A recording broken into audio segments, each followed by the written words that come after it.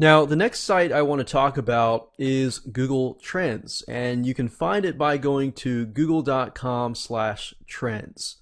Now, Google Trends allows you to see basically the trends of a buyer market. You can see which keywords are rising so that you can look into exactly, which keywords you want to rank on. So if you go to the site and you type in a specific keyword term, let's say we'll stick with the low cholesterol diet, and you can actually see the interest over time. So as I can see here, it's actually decreasing. And that's specifically what I want to know. I want to know if a trend is decreasing, is it really worth getting into that market? Now, Google Trends is great for this because it tells you exactly the forecast as well. So if I click on forecast, you can see what its forecast is going to be. So they forecast it to go, it looks like it's just decreasing and decreasing and decreasing.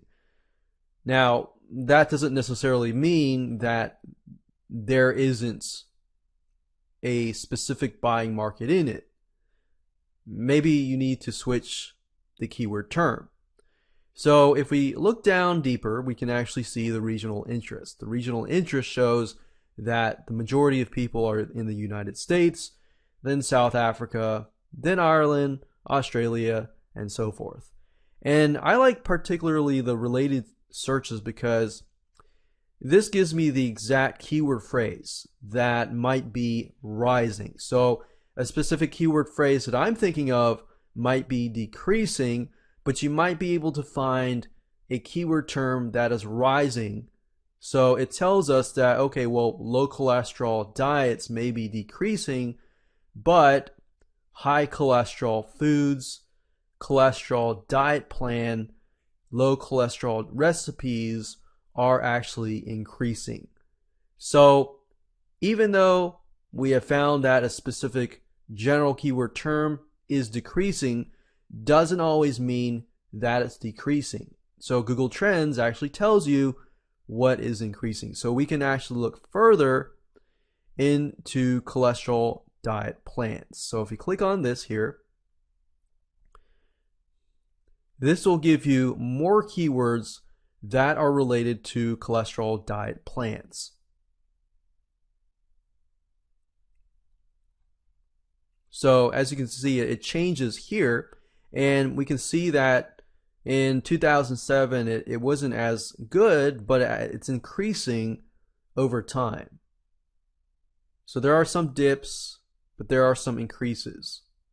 So as we can see in the long term, at least this keyword, for example, would be increasing. So the keywords that are in our heads are not always proven to be increasing or decreasing. So that's why you really have to get down to the research itself so that you can see what is real and what is not. Now, one thing I like about Google Trends is that if you really want to dig deeper into a specific city that might be searching for the specific keyword, that way it gives you a better idea of who, when you can market to, and who to target basically. So if you go under regional interest, as you can see here, and I click specifically United States, you can see that the search volume seems to be really high in Georgia, and then Florida, Texas, New York, and California. So maybe I want to dig deeper and click on Georgia. Sometimes it'll show you results, sometimes it won't. But as you can see, it's deep into a city, and it tells me exactly which city has the most searches. So I could do a press release in that city or something like that. It gives me a better view of the long term in terms of marketing.